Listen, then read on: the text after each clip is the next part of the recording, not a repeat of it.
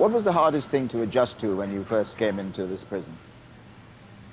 I've always naively, I guess, thought that women were the gentler sex, the weaker sex. That's what society wants us to believe. And the fact that women can stab a man to death 40 times, I find that incomprehensible.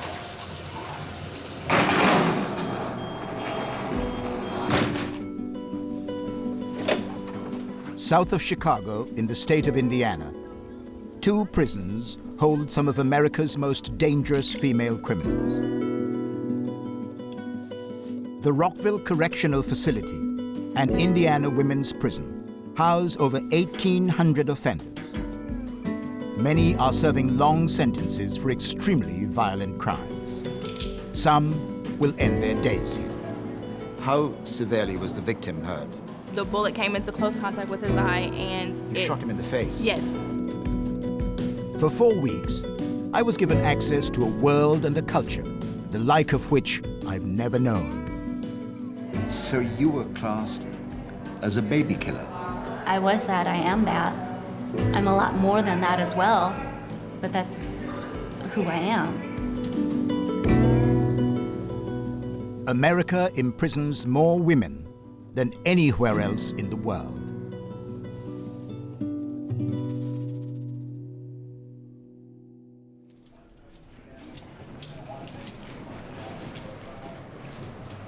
This is Indiana Women's Prison. My escort, Sergeant McPherson, is taking me to meet the most notorious inmate in the state, a convicted double murderer.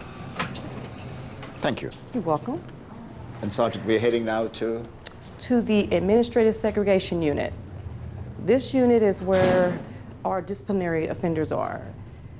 This is what you call like a punishment for them. We put them here to give them time to think about what they've done and to clear up their negative behavior.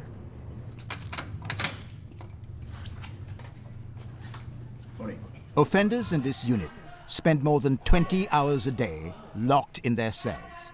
They have no contact with the rest of the prison population. Hey, Sarah, you ready?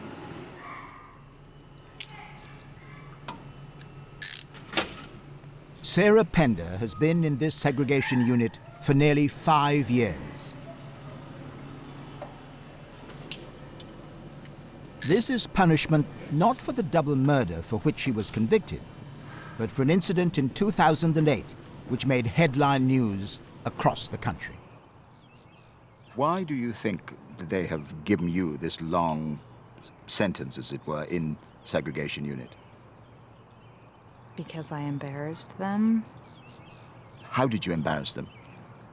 Well, I escaped from what was supposed to be a maximum security prison. How did you do that? An officer aided me. In what way? This is a little embarrassing. He drove me out. They have these transportation vans that come in to get fuel. They have like their own little gas station, and we planned it so that when he came in to get fuel, then I came out and got in the van. How did you manage to persuade an officer Well, I didn't actually to take you out? I didn't actually ask him. Yeah, I know. It's I was having when I was planning my escape, I planned on doing it by myself. And but I needed money, and I didn't want to ask my family because I would have to lie to them about what it was for. So in order to make money, I worked with this officer who would traffic in contraband, and then my friends would sell it for money, and then I would get the money to save up for my escape. And so he was making a lot of money because I was paying him very well to do this. And he found out that I was planning an escape and saw an opportunity to make more money. And so he said, well, what if I could just roll you out of here? I said, that would be worth my while. And as a side note, I also had a sexual relationship with the officer, and that came out when I escaped, and that was very embarrassing to the department. I think I'm beginning to understand why the authorities have taken such a strong line on your case. Mm-hmm. Because you mentioned it was an embarrassment. I think it's a huge embarrassment for them. Yes, and The only explanation that they've given my mother for why I'm in here is that I'm, quote, too smart for their facility.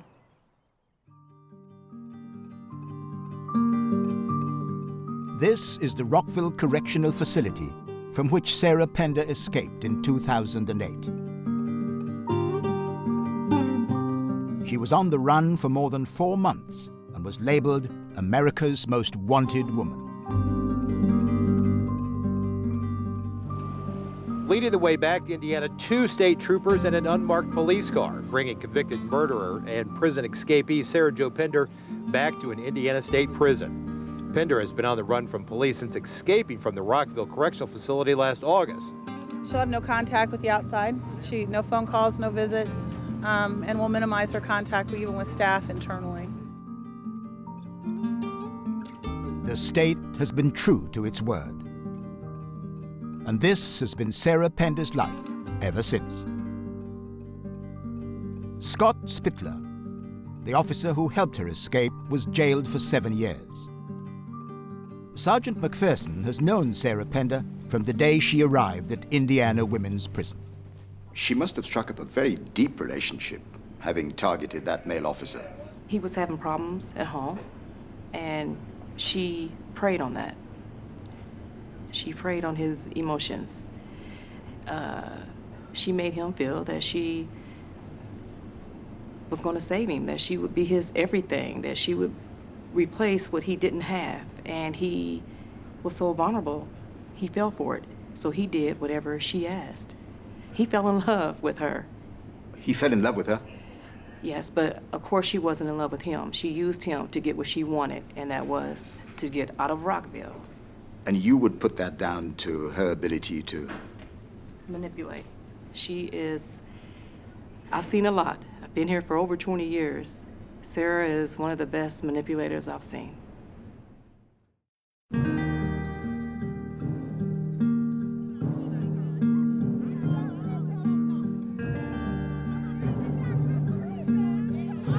Out in the general population, prisoners must conform to strictly regimented days. 3 hours for recreation.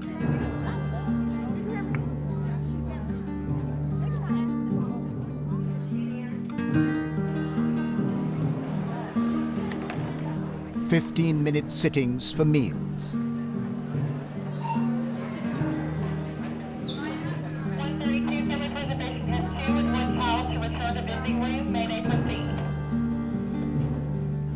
Apart from this routine, inmates are allowed out of their cells, although they're confined to their assigned units. Thank you. This is Unit 13. Offenders have just returned from lunch. Hello. Hi. Hello. I'm Trevor McDonald. Hi, Trevor. I'm Addie. Addie? What are you doing here today? I'm just talking. She's doing a little crafting, a little writing. Some cards. You're sending cards out. Mother's Day cards. It's coming up, so we got to get them out. Yeah. Does your mother come to see you here? No. My mother, she lives out of state, so she really doesn't come up here much. She's never come to see you at all? No. We just talk on the phone. Yeah. And how long have you been in this prison? Since 2006. 2006? Yes. That's a long time for 7 me. years. Yeah. Well, it's a long time not only for you, but for anybody. Mm-hmm. Yeah. Yep. How did that come about? I got strong armed robbery charges. So. Strong armed robbery charges? Yeah, that's more for like physical robbery. Like I didn't have a gun or anything. I was fighting, punching, that kind of stuff. What were you robbing? Oh, people. Sorry. It was 3 people. Where was this, in a street? Yeah, we were driving around. We stopped when we seen people walking. We hopped out the car, bum rushed them kinda, beat them up, knocked them down, tried to snatch the purses. So you robbed 3 people? Yeah. How much did you take?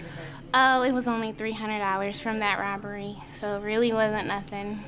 A stupid decision, not worth anything, especially all these years of my life. When you say from that robbery, you suggest that there were other instances. Mm-hmm. Yeah, there was. I just didn't get caught, fortunately. How old were you when you started on this may I call it a career? Oh, well, since I was about 13. School?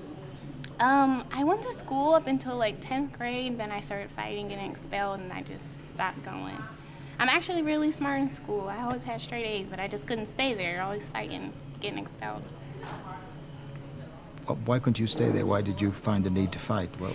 I just have a really horrible anger problem, so I always let that get the best of me. Even looking at you now, I'm finding it difficult to believe that you are capable of having done that. I'm very much capable of it. Because you're still very young. Yeah, I'm 25. Yeah. And your sentence was? 16 years, do 8. If you behave well. Yeah. If you control your anger. Right. And actually, probably in the most recent year, I can say, I've been getting control of my anger. And I have 2 kids, so I know I have to You have 2 kids? Yes. How old are they? They're 7 and 9. 2 little girls. Do you feel you have let them down by not being there for them? Yes, I have. And I deal with that every day, and that's really like my biggest motivation to changing and being different and coming out of here and, you know, taking something from it, not just, oh, I've been in prison. You know, I want to walk out of here and be something for them. I just do not want them to follow this same circle. Like, my mother was in prison. You know, this is the same. What for? Attempted murder and aggravated robbery. So that was not perhaps a great start for you in your life, was it? No, it wasn't. That's kind of what, you know, kicked everything off. It's Mama leaving.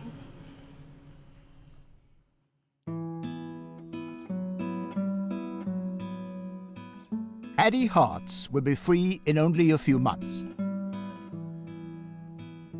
She'll spend much longer picking up the threads of her life.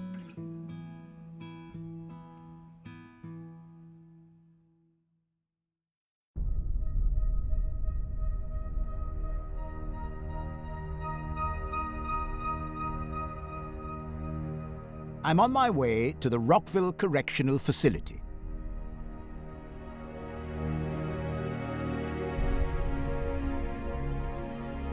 This is the largest women's prison in the state of Indiana.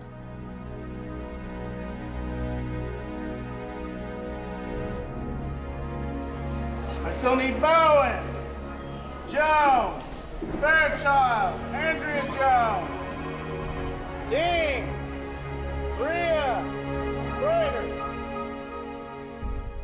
Rockville is a clearinghouse for convicts from all over the state. Some will serve all their time here. Others are assessed and moved on to other prisons. Every month on average, 200 new offenders arrive here. This is their first port of call. From now on, their every action will be governed by prison rules. Ready? Look right up here. 1, 2, 3.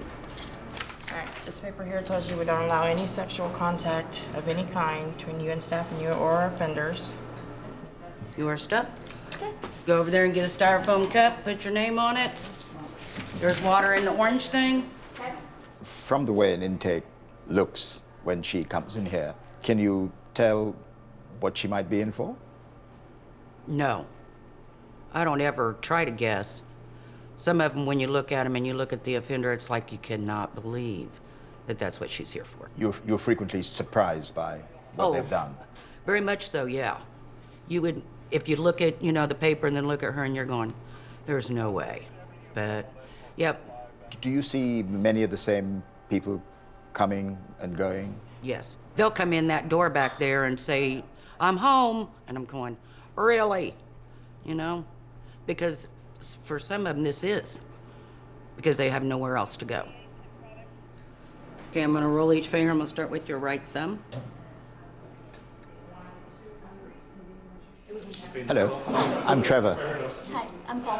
Have you been in this prison before? Yes, I have. For Fort Wayne, Indiana, I've been here for possession of meth. So I've been here before, but I only stayed like in intake. I didn't leave intake, but this time I will.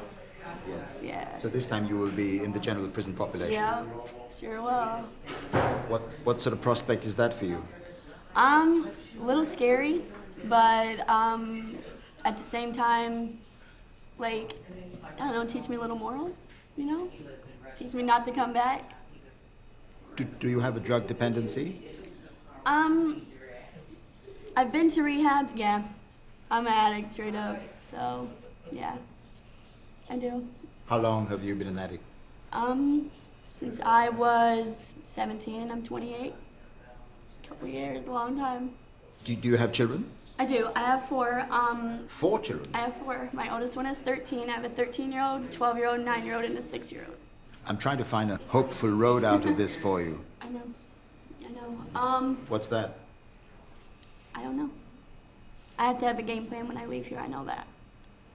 Like, going back to life. Like, when I got in trouble this time, I violated probation because I didn't have no transportation back and forth, and I wasn't using. And I haven't used for maybe 3 months at the most, you know, and that's pretty good for me because I was doing needles and all kinds of stuff.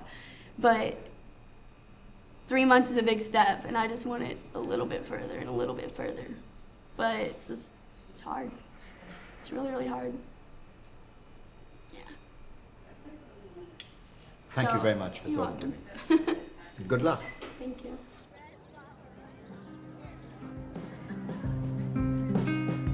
New inmates have a month of prison orientation. They're easily recognized by their orange uniform.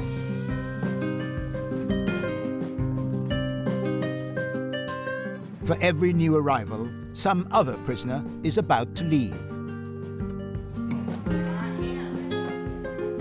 Martha Search is quietly counting down the days.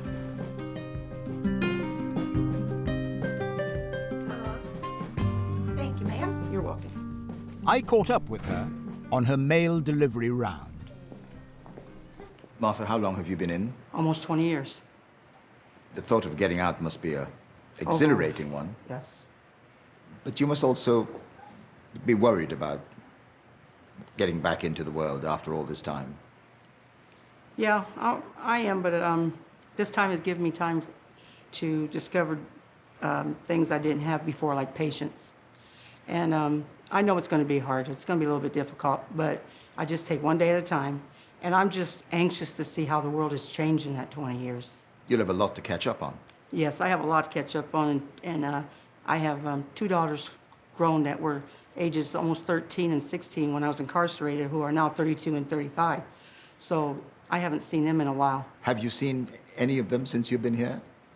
I haven't seen my youngest daughter since '99. She couldn't do it no more. And my oldest, I stopped coming in 2005 because she didn't want to leave without me anymore. And you missed quite a lot.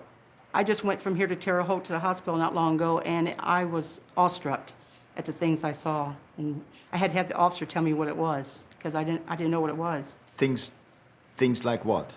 I seen this little gadget once, and I didn't know what it was, and someone said it was an iPod, so I had to have them explain to me what an iPod was, because I don't know.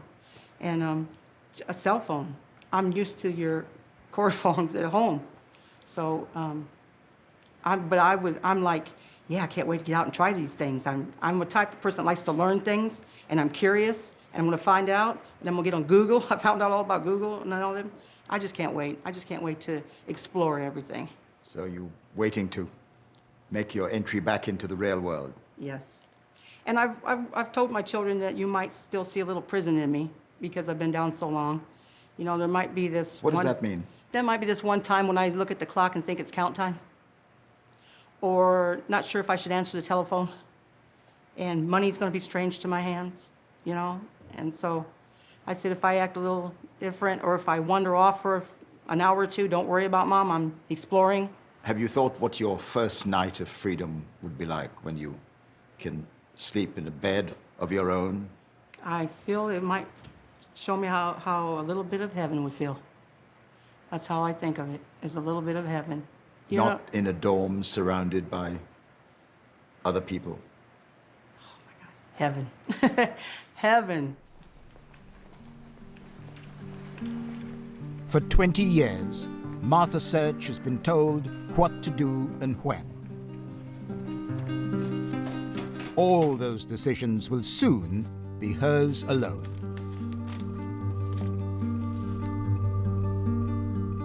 prison inmates on long sentences survive partly on dreams of freedom. But in August 2008, one female offender, Sarah Pender, actually broke out of Rockville. The convicted double murderer had earlier told me that her escape plan relied on the help of Officer Scott Spittler. Now, since September, we've been hot on the trail of a woman authorities have called a female Charles Manson. Now, recently she was added to the U.S. Marshals 15 Most Wanted list, making her the most wanted woman in America. But how on earth do the authorities explain the fact that she escaped? Lieutenant Brad Gray was on duty on the day of the breakout. Lieutenant Gray, what were your impressions of Sarah Pender while she was here? She was always trying to get an advantage over someone or something. It was always about, anytime you talk to her, if you ask her a question, she would typically respond with, "What's in it for me?" And when people, either say that or give you the impression that that's what they're trying to do, then it should put you on notice that, you have to be careful about how you're dealing with them. She got out through a back door in this recreation building. Having changed into casual clothes, she hid her prison uniform in the ceiling. The door alarms failed to go off, and a white van was waiting. With Pender crouching under the back seat, Spittler drove her out of the west gate and out onto the open road. What were your feelings about the fact that this was an officer with whom you had worked very closely, someone you knew, someone you had served with, and someone you respected as a colleague? Once we discovered that it was him that had driven Pender out of the facility, I was just absolutely sick, just sick to my stomach, physically sick, mentally sick over the entire episode. Sarah Pender proved to be, as you had probably thought when she came in here, that she was just as clever a manipulator as you had originally felt. Oh, absolutely. She has proven herself to be that time and time again, and that is probably the best proof of it right then and there. If you can convince an officer, someone who was trained not to do this, somebody who was trained to maintain the order and the peace of a facility, if you can convince that person to drive you out of a correctional facility, you can convince anybody to do anything.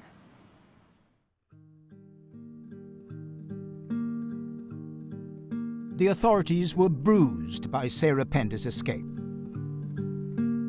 She was put in solitary confinement and has now been here for almost 5 years, longer than any other female prisoner in the state.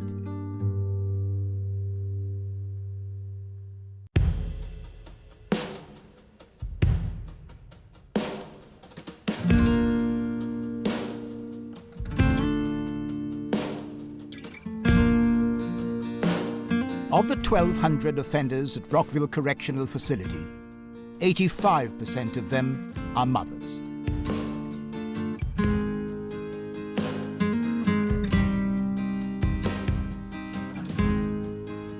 I'm on my way to Dormitory 2, where new arrivals to the prison are housed. Thank you.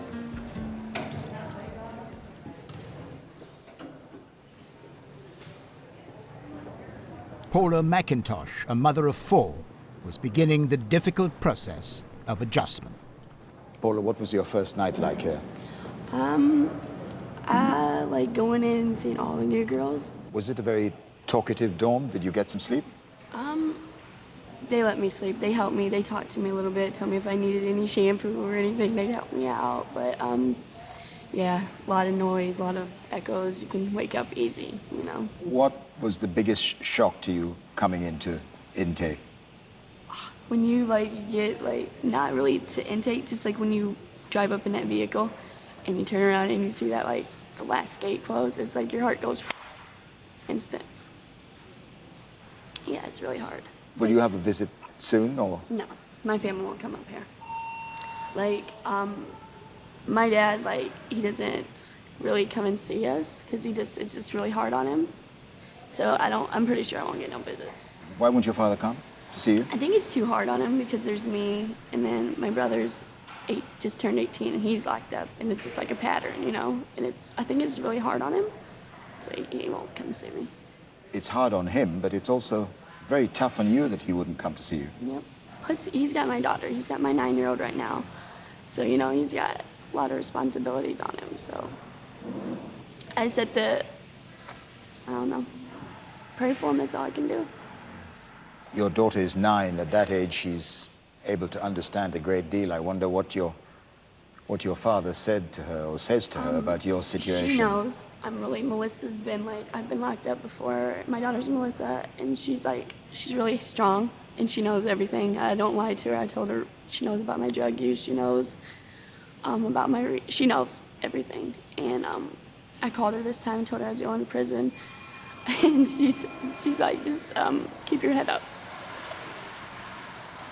Gosh, that's pretty tear-jerking to be told by your 9-year-old daughter to keep your head up. But even for you to make a call to say that you're going to prison. Yep. Yeah. And you have no idea when you'll see her again? No. Her dad just got out of prison, and he's not seen her not one time. And she's 9, and I guess he's just like coming around. My dad's letting him come and see her, like visits. So that's like a big step for her too. When it's just, and then it's like, I'm there and then I'm gone, you know? Well, I hope your time passes here very quickly, and I hope that you get a chance to be reunited with your daughter and your family. Thank you. Thank you very much for talking to me. You too. Thank you.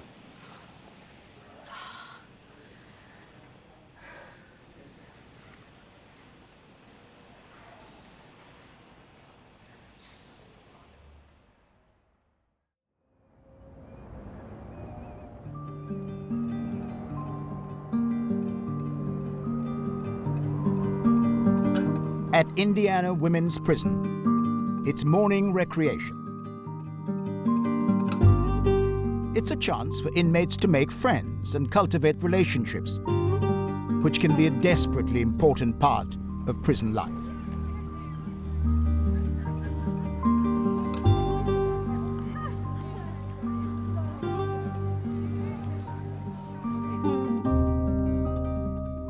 The most troublesome offenders have few opportunities to do that. They are confined to this segregation unit.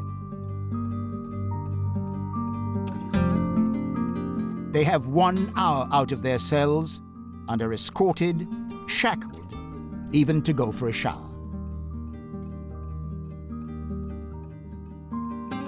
Sarah Pender's cell faces that of her friend, armed bank robber Desiree Hancock. Put your arms back out here then. This one? Yeah. I heard you tighten it up after I put it on you. All right, step back. Step out. But I notice you're opposite Sarah Pender. Yes, I love her. That's one of my very good friends, very good friends. I would like to give her a lot of credit for partly the woman that I am today. Like when I get ready to show out or I get ready to snap, because this place will take you there, she'll be like, Desiree, shut up. Or shut up, go sit down. And I'll go sit down, I'll calm down. In a place like this, friend is not a word that you just throw around.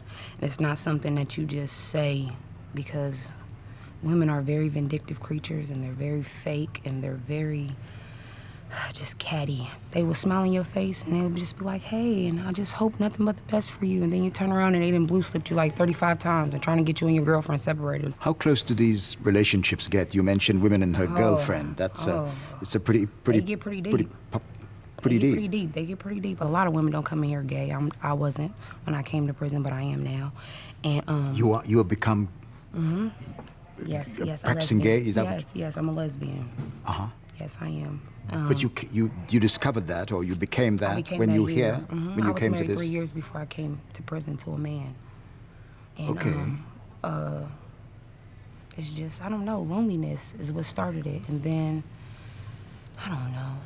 One thing led to another, and it may seem fake on the outside, but emotions and feelings are real. And you have had such a deep relationship in this. I've had two great loves. I've had a dozen relationships, but I've had two great loves, and I have... In this prison? And I will say that I damaged both of them. I damaged both of them. How did you do that? How did you damage both of them? Being a cheater, a liar, just... it was like being a cheater and a liar. Like when you're in a relationship, it's like being a kid in a candy store. It's not just one. It's not one girl. It's 740 girls. So, and out of the 740, probably only 40 ain't gay. The rest of them, this is the gayest place on earth. The rest of them are all gay.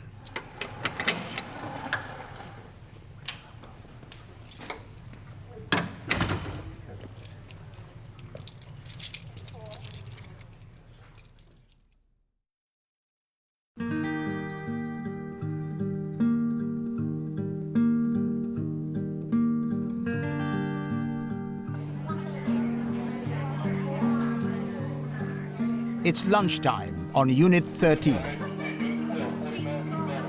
Inmates follow a well-marked-out route to the food hall.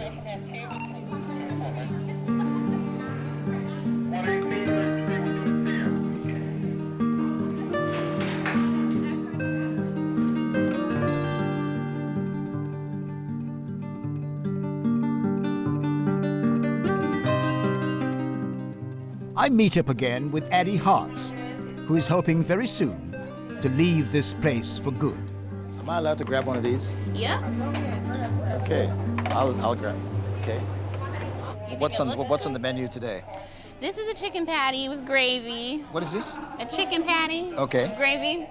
This is supposed to be cabbage, and this is some kind of Spanish rice, I'm sure. Spanish rice. Yeah. Some of it's really not bad. I'm bashing the food, but some of it really isn't that bad. Like, I'm gonna eat this stuff. Yeah, this is a good tray today. Are you guys ready to say grace? Yes. Okay.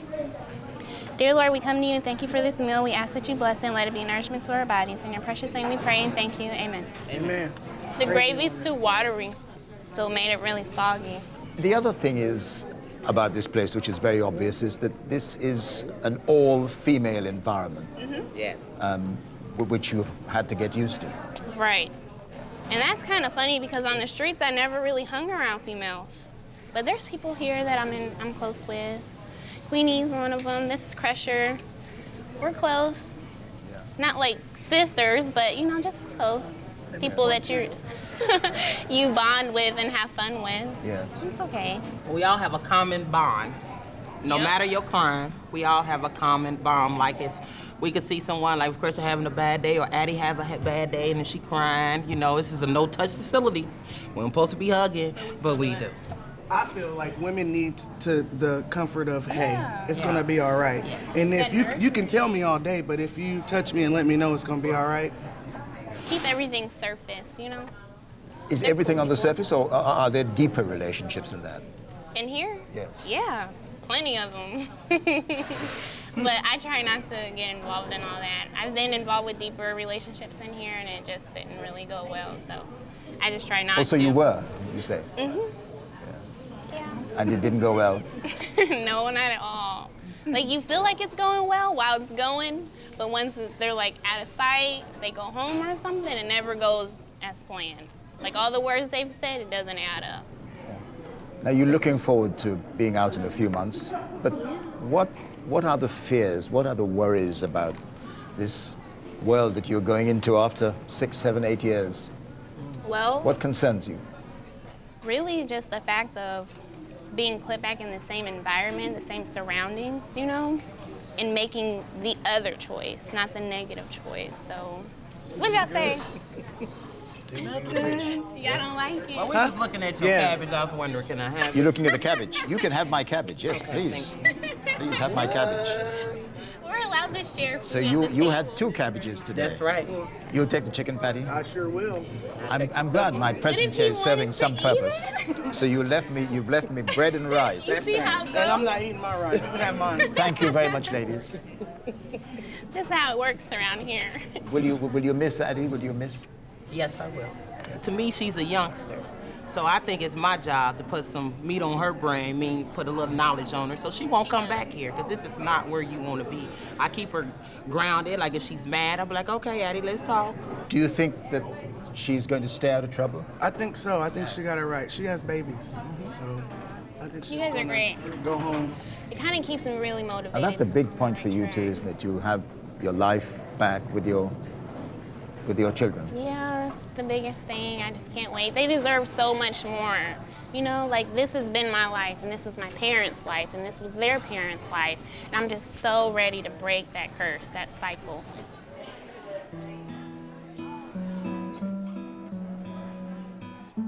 The prison officers I spoke to were optimistic that once she's released, Addie Hartz stands a good chance of keeping out of trouble.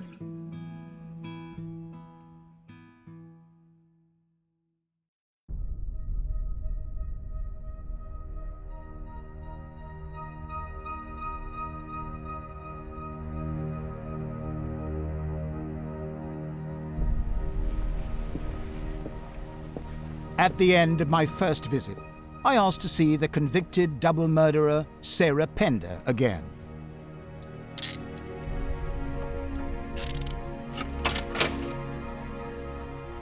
Hi, Sarah. Hi. Once described as America's most wanted woman, her notoriety is a far cry from her formative years and life as a college student.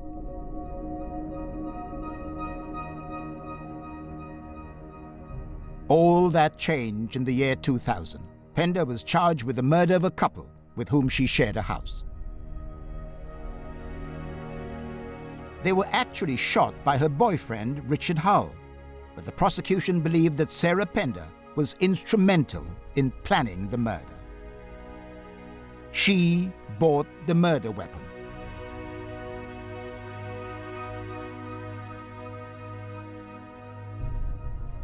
And she helped to dispose of the bodies in this skip.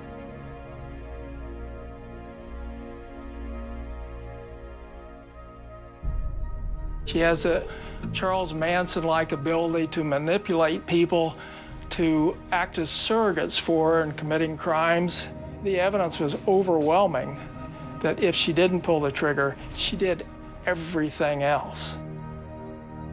Pender has always admitted helping to get rid of the bodies, but she strenuously denies masterminding the killings. But she failed to convince the jury. Pender was found guilty of double murder. I kept hoping to get to the bottom of the Sarah Pender story. Okay. The thing that I have always got from the conversations we've had before is that you are not typical of the people in this prison environment generally. Mm-hmm. Would you agree? I would. I have a wider worldview, and I think that I've been able to glean more wisdom than the typical person. I'm generally more educated. I have 5 years of college. Why did you choose the path that ended you up here?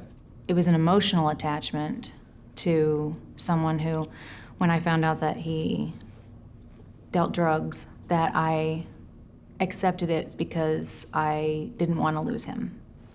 So at every stage you were aware of where that codependency was taking you? Yes, I went into the relationship with my eyes open. However, I was very, very naive, and I never thought that it would bring harm to me or anyone that I loved. And like most women, I thought that I could change him. And I asked him to stop selling drugs and to get a real job, and he agreed. And that was the path that I thought we were going on at the time. Were you aware that there were guns in the house or a gun in the house? Yeah, I bought the gun. It was my gun. He asked me to buy him a gun. If someone asked me to buy a gun, my first question would be, A, why me? Why are you asking me to do it? And what are you going to use it for? Mm-hmm. Did you ask those questions? Yeah. And he told me that I was the only person who didn't have a criminal background, because Well, that in itself is awfully suspicious. well, in America, you can't buy a firearm legally if you have a felony. And so I was the only person who was legally able to buy it. But Sure, but I'm talking about the fact that you were being asked to buy a gun by a felon. the thought of being left alone frightened me more than whatever consequences would come from purchasing a firearm. What kind of a gun was this? It was a shotgun that you would use for hunting, like, I think birds. I don't know, I didn't pick it out. But in the end, it was not used for hunting birds. It was used for shooting two people with whom he was in a disagreement. Yeah. Well, he had no disagreement with the woman. He said that he shot her just because she was a witness. The bare fact of the matter is that you purchased a gun which was used in the killing of two people.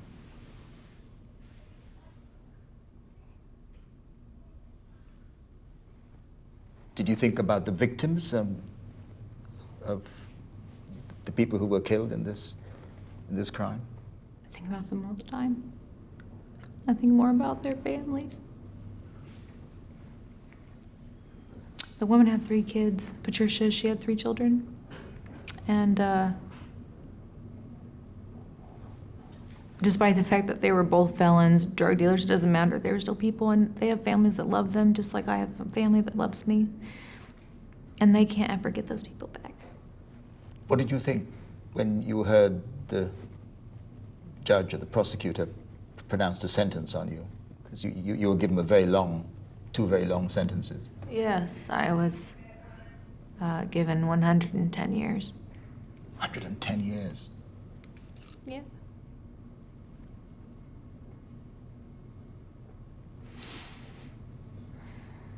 What were your emotions on hearing that dreadful sentence? Disbelief. Why did the jury in the end conclude that you were directly involved in the murder of 2 people?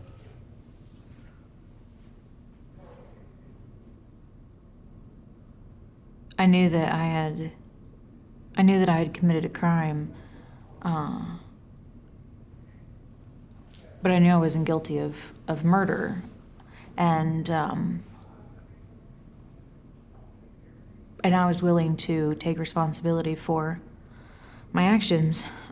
In that case, was it in somebody's mind, the mind of the prosecutors, the prosecuting authorities, that you had somehow encouraged or manipulated him into committing those murders? Yes. Yes, that was their theory, that I had, this is where the entire reputation of manipulation, that I'm a manipulator, came from. The prosecutor had went forward on the theory that I had manipulated Richard into murdering the victims, and his theory was that I wanted them out of my house. You were being judged, or you were seen, you were perceived as a two-faced manipulator. Yeah. Yeah. Which is a really hard label to carry. Every time I meet somebody new, if they are aware of my infamous reputation, it's a new hurdle to jump. And that's a consequence of my actions.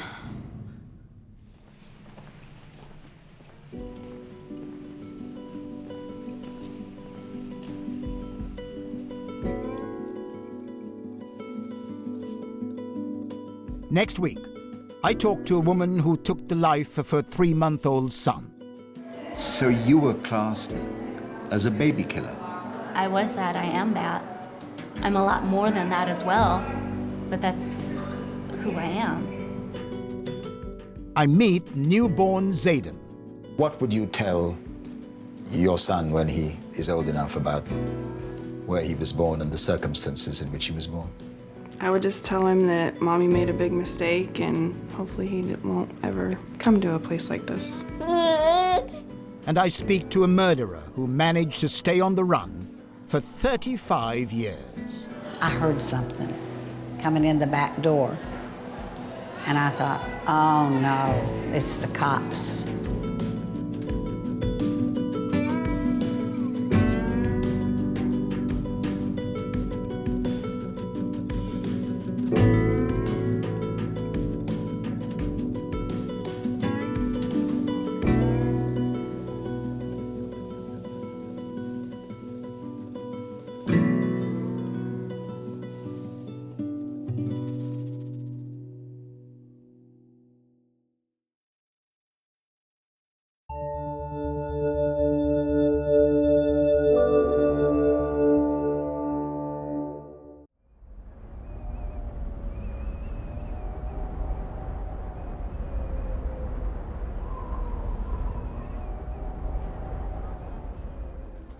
What was the hardest thing to adjust to when you first came into this prison?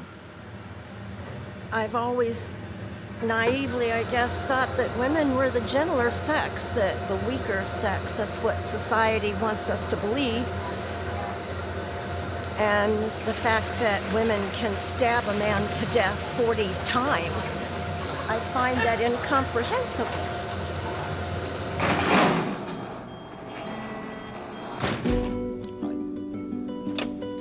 South of Chicago, in the state of Indiana, 2 prisons hold some of America's most dangerous female criminals.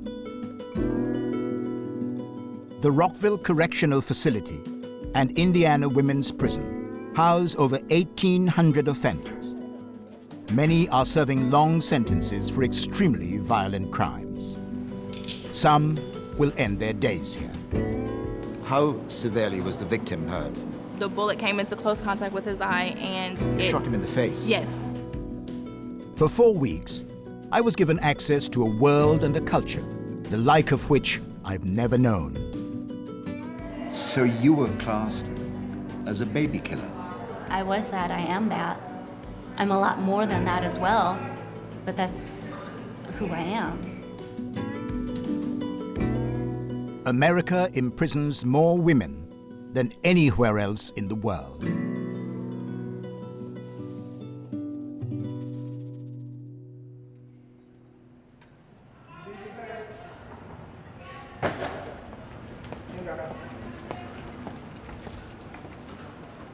My second visit to Indiana Women's Prison began in its segregation unit.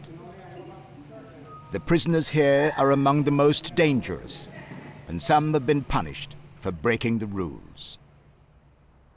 They're locked down for 23 hours a day and have no contact with the rest of the institution. Miss Boyd? Yes. Some people here would like to meet you.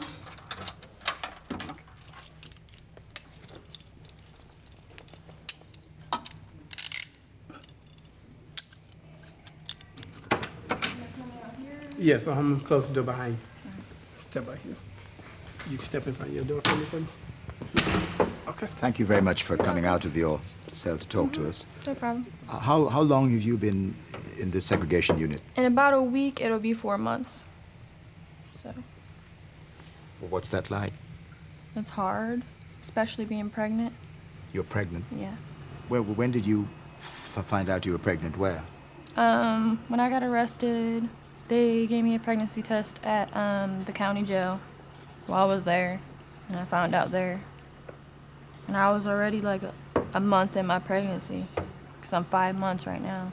It's one thing to be pregnant in any general prison population. It must be particularly agonizing to be pregnant and to be in a segregated cell. Yeah, like I said, you feel alone. You feel like, I mean, it's so depressing to where like every day at 6 o'clock when we get mail, you sit there on your bed and you look under your door to see if you get mail. And when you don't, like I sit there and I cry because I feel like everybody just forgot about me. And being pregnant is even worse because my hormones are driving me crazy. 1 minute I'm mad, 1 minute I'm even madder, 1 minute I'm really upset. It's just an emotional roller coaster. in this little room by myself. When was your last communication with the father of your child? Before we came here.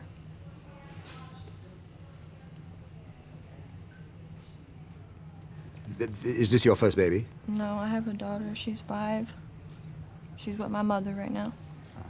What does your 5-year-old make of your situation? Because she is probably of the age where she's just about beginning to comprehend that her mother is not around. Oh yeah, I talked to her. She knows that I've been in trouble, and she tells me like it is. I'll call her at home and she'll tell me, why can't you just stop getting in trouble and be home with me? And you know, she tells me she's like the mom and I'm the child. That's what it seems like right now. Boyd escaped from a prison work program which was based in the local community. Her punishment is 6 months in this unit. Pregnant women who do follow the rules and who have committed less serious crimes are put in a separate wing. Once they're about to give birth, they are taken to a local hospital. Their babies will then spend the first months of their lives back here.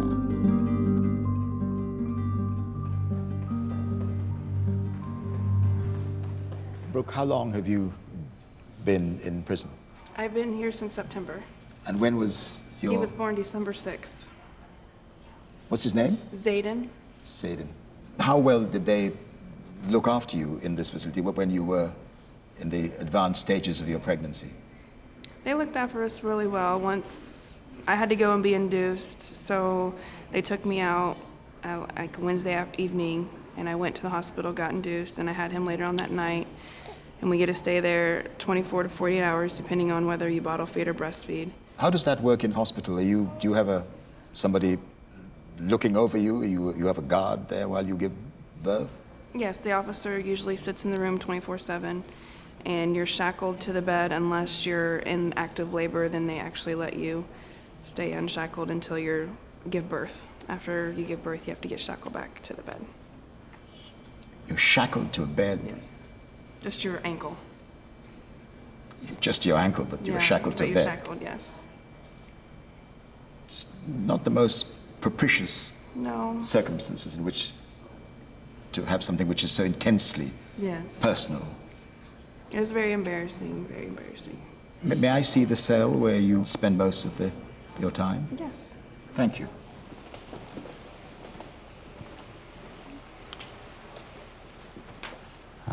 See, yes. How different would this be in its physical surroundings if you were at home? At home, he would have his own room. I wouldn't have my bed in here. He would have a dresser, a changing table. What would you tell your son when he is old enough about where he was born and the circumstances in which he was born? I really haven't thought about that question yet. I would just tell him that Mommy made a big mistake and it was for the better. Why I came here, it made Mommy learn a lot, and I hope he can learn from my mistakes and see how embarrassing it was to be here, and hopefully he won't ever come to a place like this. You'll tell him he was born in prison? Yes.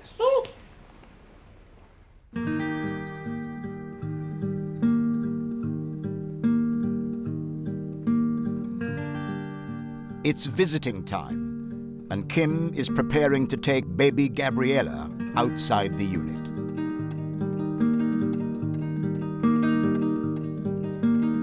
At times like these, offenders are sharply reminded of where they are.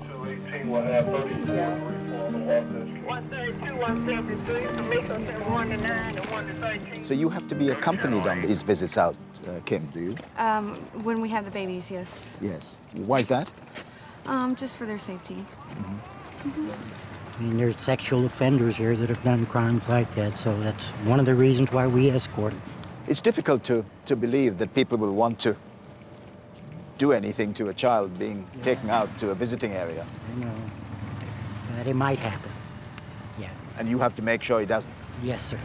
This, after all, Kim, is a is a women's prison. So it's rather difficult to imagine that a woman would do something against a child. Oh yeah, for me it's hard for me to fathom that a mother or any woman would be able to do that to a child, but it happens, and there's actually women in this prison that have hurt their children. Yeah, I couldn't imagine.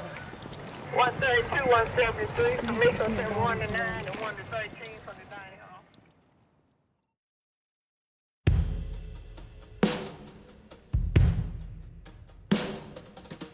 This is Rockville Correctional Facility, the largest women's prison in the state of Indiana, with more than 1,200 convicts. Lieutenant Brad Gray is taking me to Dormitory 5, one of the largest in the prison.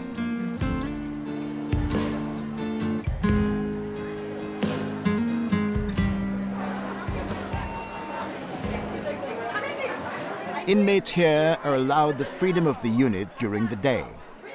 Come nighttime, they're locked in, 16 to a room. Are there outbreaks of disorder with 16 women in one small space?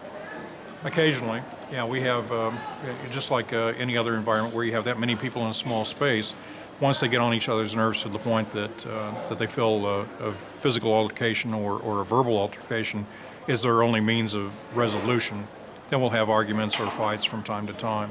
Much more fundamentally, how do you choose, or do you choose, who is one of the 16 in one of those rooms, and how do you do that?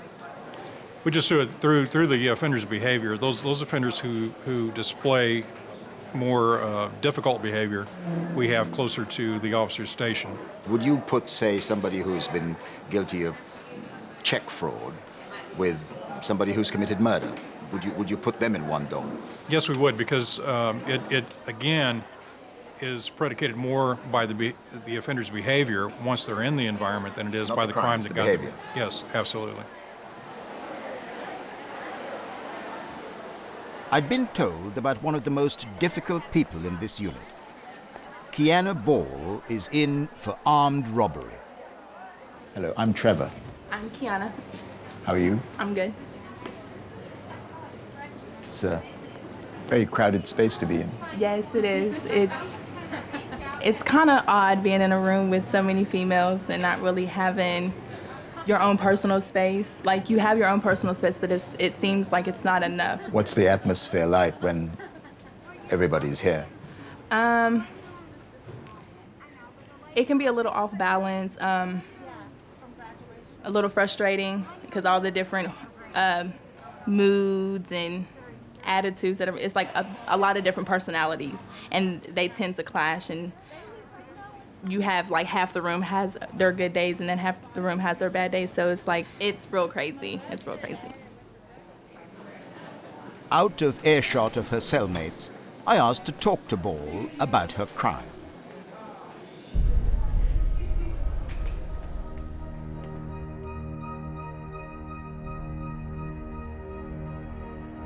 In 2009, Kiana Ball and her boyfriend Carlton Wright attempted to steal a van at gunpoint. The owner, Rinaldo Santiago, resisted and was shot at point-blank range. This is Ball and Wright moments after the shooting. They hide their weapons in a nearby apartment block.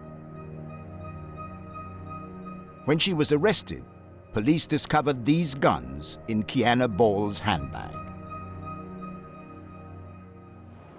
How old are you now? I'm 22. I will be 23 in November.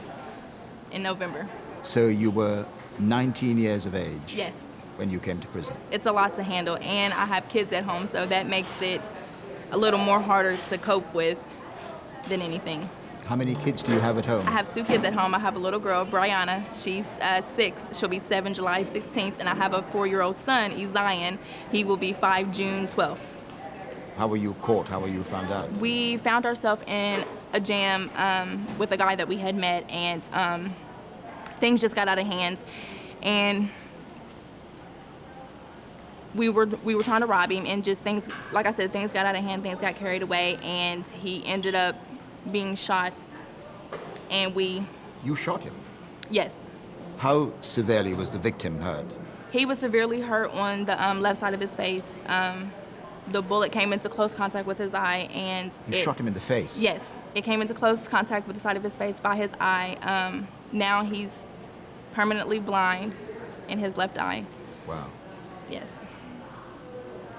What's your emotional response knowing what the consequence of your action was? I didn't have any feeling at all about it. I didn't feel sorry about it. I didn't regret it. I didn't want to take it back. I didn't want to fix anything. I didn't feel bad at all. But after the fact, I felt bad because it's like, this is an innocent man. I don't know him from anywhere. He doesn't know me from anywhere. He's never done anything to me because we don't know each other. So when I thought about it, I was like, I almost took an innocent man's life. And your sentence was? My sentence was, I signed a plea, pleading guilty to armed robbery with serious bodily injury, and I was sentenced to 30 years due 15. You have to deal too with the realization that the formative years of your children's development Yes. will go on Yes. Without you. It bothers me because like all the little things that I'm missing out on are all the little things that I would love to be there for. Like my son's first day of school, just all the little things is what are the most important to me. So it hurts. It is quite conceivable that they might have been out of school by the time you by the time you get out. There's a possibility that's if I don't keep myself out of trouble and I keep down the path that I've found myself being on, getting into trouble constantly, in and out of lock. If I keep myself on that path, then I'll find myself not getting home to my kids until they're grown, and that's something I don't want to happen. I want to almost until they're adults. Yes. So I would like to make it home to them before it's too late. I would like to be able to spend some time with them before they're too grown. Kiana Ball is one of those who finds it extremely difficult to cope with life in prison, compounded by the fact that bad conduct has got her an additional 9 years.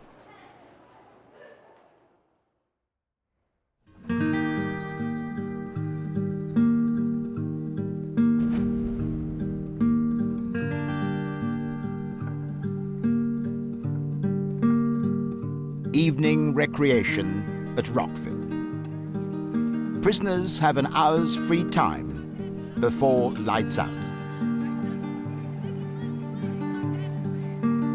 The tedium of the unimaginable sameness of long days poses difficulties for even the toughest offenders. And for some, there's the constant pain of living with the memory of what you did. Dawn Hopkins was convicted of the battery and manslaughter of her 3-month-old son. After almost 15 years, she's about to be released. Hello. Do you mind if we interrupt your game for a brief while?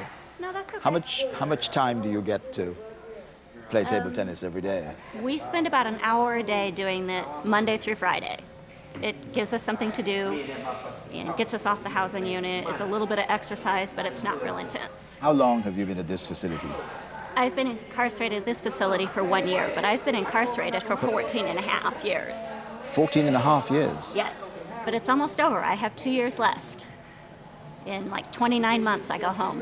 In your darkest moments here, have you reflected on the circumstances which actually brought you to prison? Yes. 3 months into my incarceration, I tried to take my own life because I couldn't deal with the guilt of what I had done to bring myself here.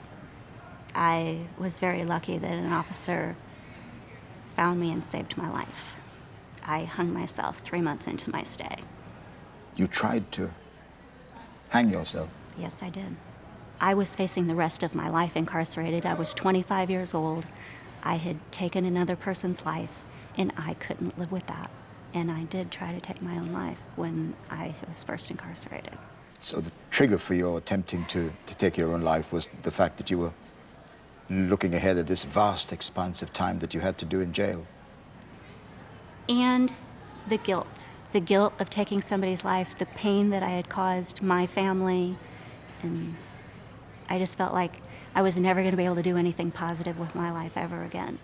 It must be strange to think of going home after all this time. Actually, it's terrifying. The world has changed in so many ways. And when I'm done, I'll have done 16 years. And the amount of ways that the world has changed in that time, it's scary. And I don't have a lot of family support, so it'll be like standing on my own 2 feet for the first time in my life. What was your early life like? I was a full-time college student. I have a bachelor's degree in accounting, and I ran a bar that my stepdad owned. When I go home, I also have a degree in philosophy that I've earned since I've been incarcerated. When I go home, I'm hoping to eventually own my own bakery, coffee shop. I want to get my pastry chef license and do that kind of stuff when I go home. You seem to have worked it out pretty well. You seem determined not to be somebody who comes back, and you have a plan for your life in the future. Absolutely. I think that's what you have to do. You have to set goals, and you have to turn your dream into a goal. Set the steps and accomplish them one at a time to be able to reach your goal. Otherwise, you're just treading water.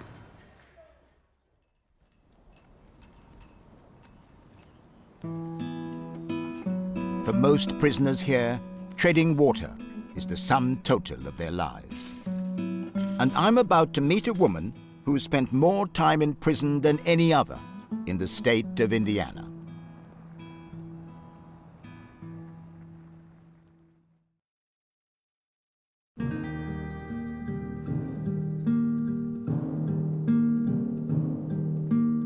At Indiana Women's Prison, 69 inmates are here for life. They will, of course, be denied any chance of a return to their families. For the majority, that's the agony that constantly haunts them. One of the prisoners here came to this place years ago as a teenager. This is called the Programs Building. My escort is Officer Frank Bryan. Morning. Welcome. Thank you. M2, M1. This is our community outreach. These ladies up here are working on a quilt, I believe. Disregard the visiting room meeting. Meet you at 9 o'clock. These are some examples of some of the things they're making. I've been here since I was 16 years old. I've done 38 years, so. You've been here since Yeah, I don't get out much. Yeah, you've been here since you were 16. Yes. Yeah, but. That's a pretty early age to come to prison. Yeah. I'm the youngest. I was the youngest offender ever here, and now I'm the longest one to have ever spent as much time here. Yeah. That's your tag, yes? Yes, I've got the shortest DOC number. Which year did you come to this prison? Which year? In 75. which year? 1975. 1975. Yes. I've never driven a car. I never went on a date. Never had a checking account. I was never able to be a mother. But a lot of these people in here that are younger, I'm mom. Do you have many family connections? Do people come to visit you? My sister does with her kids and her grandkids. So I still have a connection out there. Yeah. How do they regard you? What do they think of you and of your situation? Oh, they want me to come home. They want me to, that hurts. Yeah. My two nieces, they went and broke their piggy bank and took their money to their mom, my sister, and said, "Is this enough to get Aunt Cindy out?" Gosh. Yeah. And that's what makes me emotional. It's very difficult to me to talk to somebody who's been in this situation for 38 years when I look back on my life and think all the things I have done in that time. Yeah. And to some extent, yours has... It's in a box. You came into prison at age 16. What for? Murder. I committed murder. What were the circumstances in which you killed someone? I was abused. I was extremely abused from basically a home that I was living at. And I tried to leave, and I set a fire trying to get out, and it got out of hand. And they died in the fire. So you started the fire? Trying to escape. Right. And how many people? 6. 6 people were in the house? Yes. And they died? Yes. Did you not know there were people there? I knew the people were there. What I was thinking was, if I set a fire, then everybody can get out and I can run. That was my intentions. The fire got out of hand. How quickly were you apprehended? A couple of months later. I was in the hospital because I had burns. Yeah. So you burnt yourself too? Trying to save them. That's how I got burnt. I kept trying to go back into the house to get them. Didn't work? No. This is probably a brutal way of putting it, and I acknowledge that, but the fact is, for you, this is it. Right. You will end your life here. You will end your days here. Mm-hmm. Yeah. I am looking forward to growing old in here because... You're looking forward to that? Yes, because, you know, I'm going to know that my life is not going to be much longer.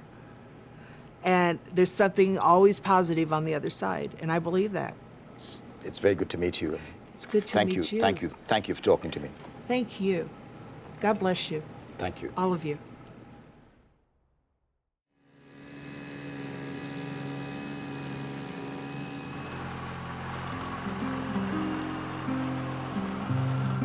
Early chow! Line up! Another day is beginning at Rockville.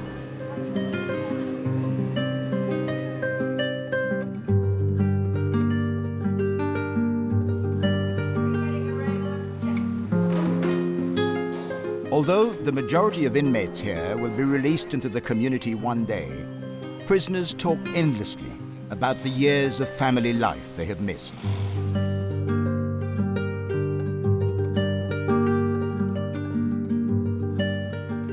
The story of one of the people here, though, is different. She watched her children grow up when, by law, she should have been doing life for murder. Linda Darby's story is remarkable by any standard. In 1972, she escaped from prison. She went on the run for more than 30 years, and in that time, managed to create an entirely new life. To evade capture, she abandoned the family and the town she knew. She set out to start again in a small town in Tennessee. Darby's escape from the Indiana State Women's Prison was bloody. I was scratched up and bloody and everything from going over the barbed wire. For the past 30 years or so, the now 64-year-old has been living in Pulaski. Even Darby doesn't know how she kept her 30-year secret. Married with 2 children, 8 grandchildren, a playset is in the backyard. She cleaned houses for a living. Today, though, this fugitive has a message for people who believed her to be Linda McElroy and not Linda Darby. This is who I am. This is who I am.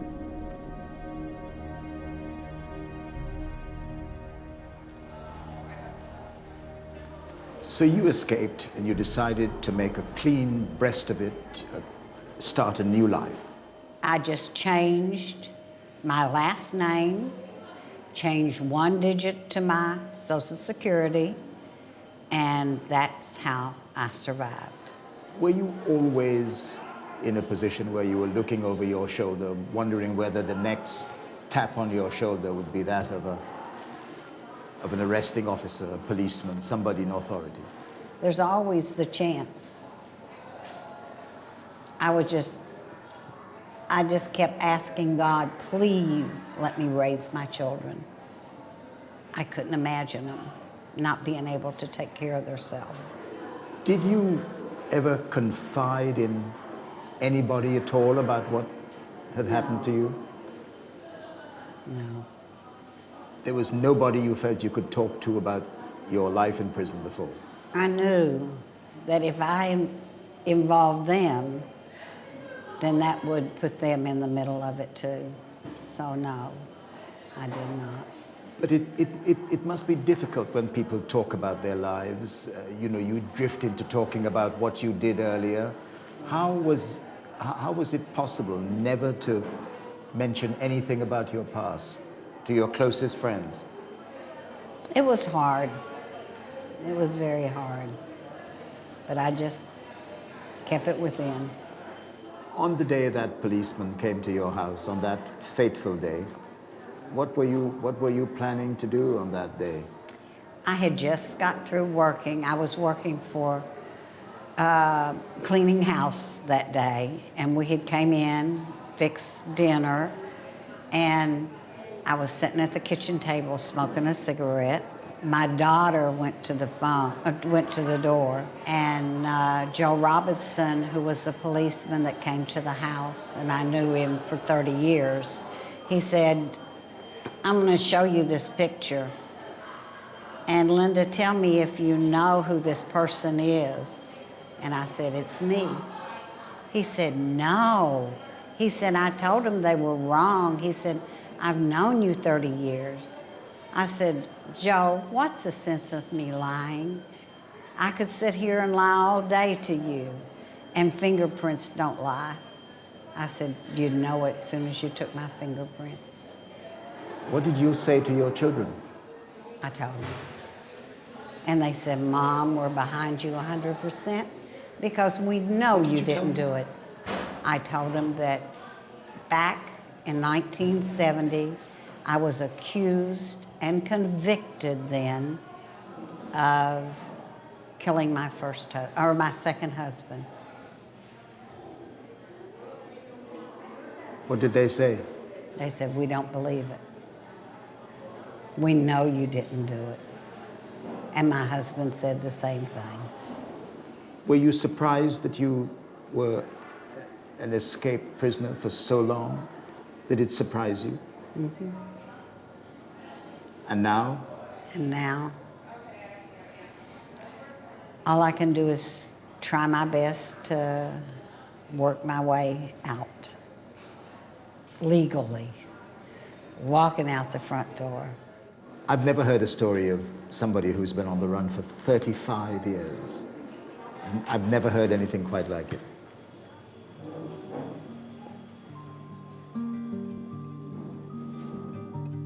Linda Darby will probably die in this prison. But unlike the other women here, she has memories of 35 years of freedom.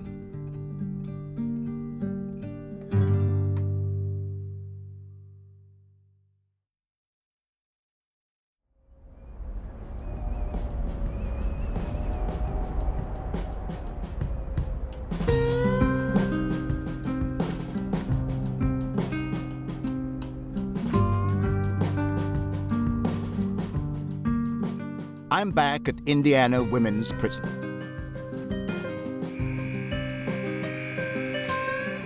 I'm here to see one inmate whose story I had found particularly disturbing. Cindy White has the unenviable record of being the longest-serving female prisoner in the state of Indiana. Release for her is unlikely. At the start of her sentence, she was a teenager. She's appealed against that sentence again and again. Cindy White was in court again today, and her attorney asked the judge for just one thing. That the court consider whether she was competent to stand trial at the time that she went to trial in 1976. But the Johnson County prosecutor says Cindy White deserves to be in just one place. In prison for the murder of a number of people.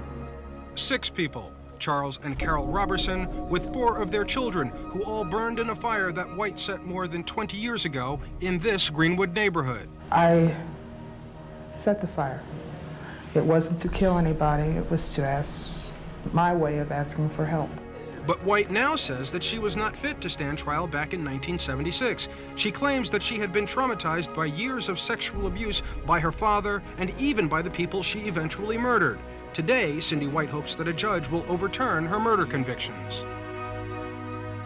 None of her appeals has been successful. Her last was about 10 years ago. "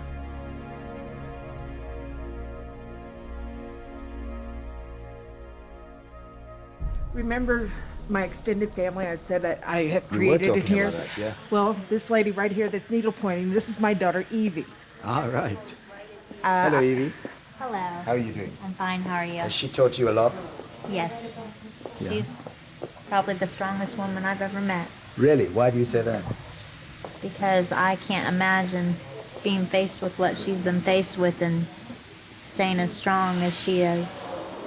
Having been here for such a long time. Yes. And I love her. Here, it's kind of like you see what you get. We've all been kind of in the same boat, hurt, disappointed, despair. So when you can reach out to someone that's walked in your shoes, then it makes it easier. So which is your I'm in space? the bottom one, the messy one. Welcome to my home. Wow. Home which is shared with... Yes, this is my bunkie. Would you introduce yourself? Cheyenne Pennington. Hello. And we get along really well. I'm mama to her, she says. It's another member of your extended yes, family. I get them without even realize I have them. And which is your bunk? This is my bunk. This is where I am secluded in. I come Wow. in, and when I don't want to be bothered with somebody or just alone, I will pull out and get down there and hide for just a little bit. You must have seen people come and go here Oh, over the yeah. years. Yeah, this unit, there's a lot of ins and outs, what we call. They finish their time and they go home. And I really don't deal with them too much because, well, it hurts. Because you see people who come here, you get to know them, and then they leave, and you stay. Yeah, and it hurts. I'm not going to say it doesn't. Because I really wanted to have that hope of going home.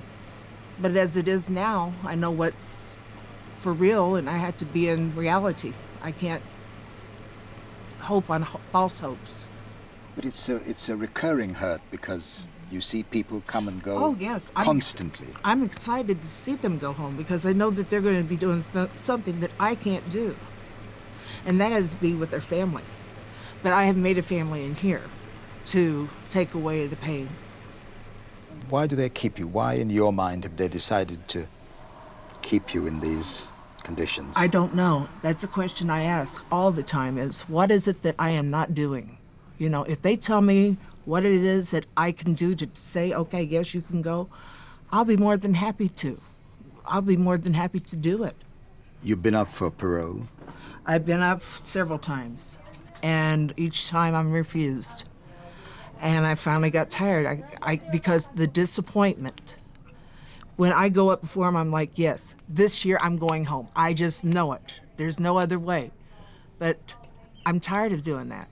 And I'm tired of getting my feelings hurt. And I figured this way, if they haven't let me go in the 37 years that I have tried to go, they're never going to let me go. So I've got to make do with what I have and make the best of it. How have you survived this for so many years?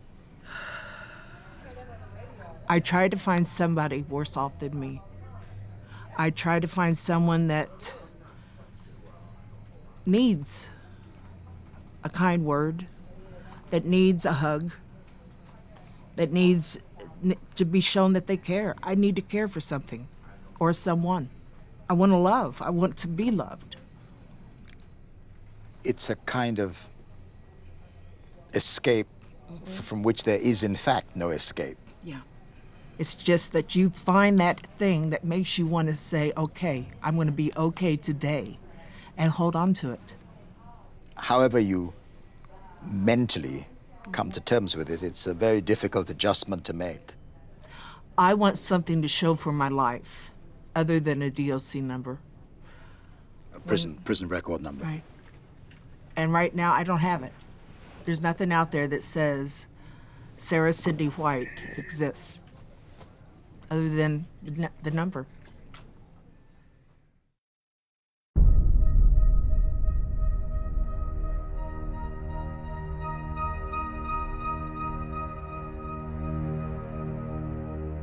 I'm on my way again to the Rockville Correctional Facility. For the last time.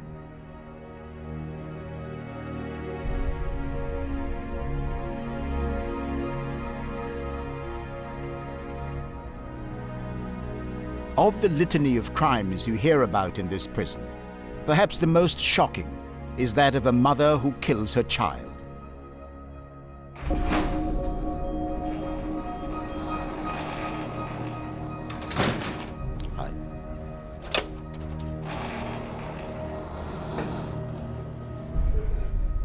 I'd come to see an inmate I'd met before. Dawn Hopkins is now looking forward to her release. She had been forced to give up her first 2 children because she'd abused them. But in 2001, she was convicted of killing her 3rd child, 3-month-old Noah.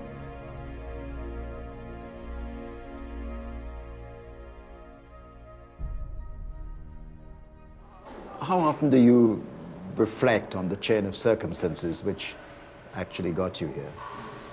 Sometimes it just sneaks up on you like that and you don't even realize it, and you're happy and then you realize that you're sad, you know, and it's something that maybe it's a song that played or something that somebody said, or last weekend was Mother's Day and somebody wished me a happy Mother's Day and it was not good. It just brings all of that back. Your son was only 3 months old. The realization that you took the life of someone to whom you gave birth must be probably the most horrendous thing of all. Absolutely. You know, I can still remember when I found out I was pregnant. You know, I was 6 weeks pregnant and they did this ultrasound and there was this little life and, you know, they told me he was like 1.5 inches long. And at that moment, you could see his heartbeat, and I promised at that moment to keep him safe forever. And I didn't. And that makes me feel like a monster. And it makes me feel like I don't even deserve to be alive some days. As an educated person, you must go through a lot of self-analysis. You must look back and try to analyze your actions. I honestly don't even have an answer for you. I don't know. I struggled with postpartum depression after the birth of my son. I was seeing a psychologist regularly. I was actually in his office the day that I took the life of my son. It was a normal everyday day. I had been to the craft store to buy a Christmas stocking for him. It was right before Halloween, and I sat, you know, working on the little felt pieces for this stocking for him for his first Christmas, and, you know, it was just him and I that day, and I don't know. He was fussy because he was had a cold, and I don't know. I lost my temper. And I should have been better than that. Was that a moment of blind rage? In a moment, life changed, you know. I was sitting on the couch, feeding him, giving him a bottle, and talking to my mom on the phone, watching The Simpsons. And 15 minutes later, I was on the phone to the paramedics, getting instructions on doing CPR because he wasn't breathing. Wow. Gosh, that's a terrible moment. Life happens in a moment, you know, and you take life for granted. You never realize what moment it's going to be that your life is going to change forever. What did you do when you discovered your son wasn't breathing? I called the paramedic. I called 911, talked to the paramedics, began performing CPR until a police officer came in and took over CPR. Then the paramedics got there. We all went in an ambulance to the hospital. They called in saying that they had a child coming in with unresponsive. So they had a chaplain there waiting to talk to me when I got there. And they weren't able to get his heart beating again, but due to the brain damage, he was not breathing on his own. So he suffered brain damage? Yes. He died from shaken baby syndrome.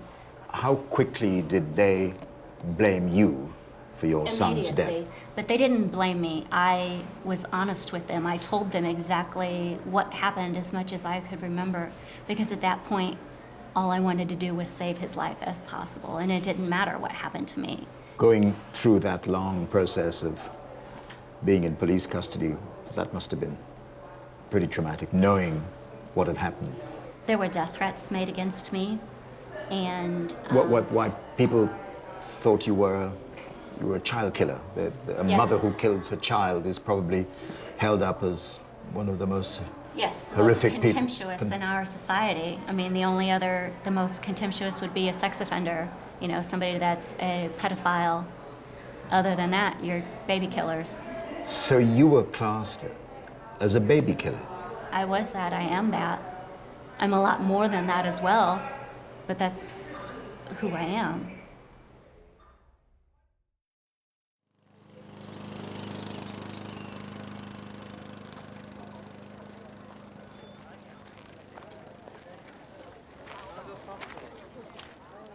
I eventually took my leave of Indiana and the many women behind bars in this state.